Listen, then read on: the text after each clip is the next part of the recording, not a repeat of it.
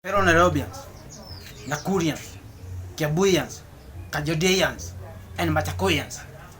We said, Mtukufu Raisi akifunga, sisi tunafungua. Akifunga, tunafungua. Example, alitufungia counties. Na sisi kuna vitu tatu tumefungua. Number 1, tulifungua macho. Kumbe Mtukufu anaweza funga. Kumbe lokuta anaweza weka tena. Sasa na tukua tumekula savings. Sasa itakuwaje? So, hii kitu ilifanya tufungue macho.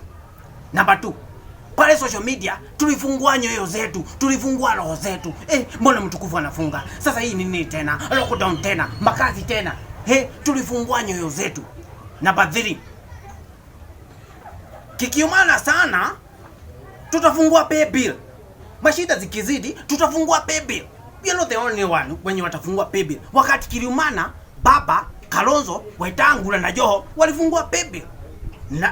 Those are the pioneers of pay bill. So akifunga na sisi tunafungua. Akifunga na sisi tunafungua. Onyo.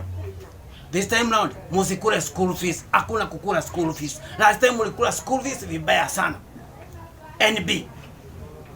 Mkiambiwa hakuna kwenda kanisa, si kusema msitoe sadaka. Mtakuwa mnatoa sadaka na M-Pesa. Na example, kama ulikuwa unatoa 50 by mistake utume 500, hakuna kureverse. Pesa za Mungu huwa hazireversiwi. Zikienda kanisa zimeenda.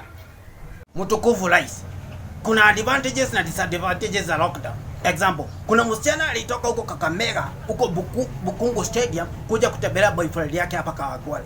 Kufika hivi tu kwa nyumba lockdown. Na si kusema ati kijana anampenda. So unakuta kijana anaoa mtu hapendi. Anapata watoto na mtu hapendi. Anaishi maisha hapendi. Anaishi na mtu hapendi. So hii maisha unaona inakuwa ngumu sana.